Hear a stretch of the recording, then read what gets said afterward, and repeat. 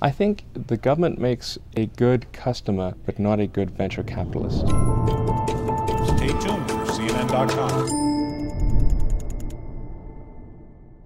When you dream about space businesses, what do you see as possible 5 years from now, 10 years from now, 15 years from now, as viable space businesses that it's hard for us to see because they're not there? You know, you have the obvious existing business of satellites of one kind or another, which I think with an improvement in space transportation costs will enjoy an increase in the business, but modest. And then I think you've got space tourism or space adventure, whatever you want to call it.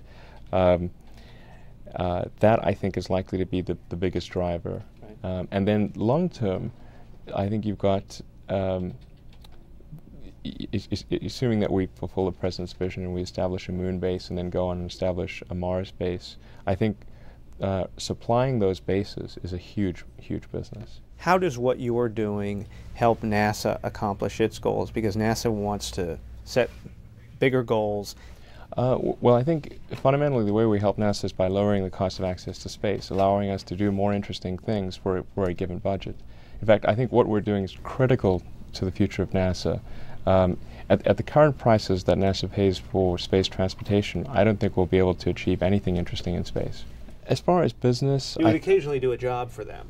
Yeah, well, I certainly. But you're not going into business with them. Well, actually, I view all of the government agencies with an interest in space as customers. So I view NASA as a customer. Certainly, the Air Force, Naval Research Lab, National Reconnaissance Organization. You know, all the NASA is certainly, you know, somebody we would like to be. Necessarily a customer of ours. When you say space transportation, we think of transportation, we always think of moving people. You think of moving people, moving satellites, moving cargo? Well, we're starting off with transportation of satellites to orbit, or cargo, you could call it cargo.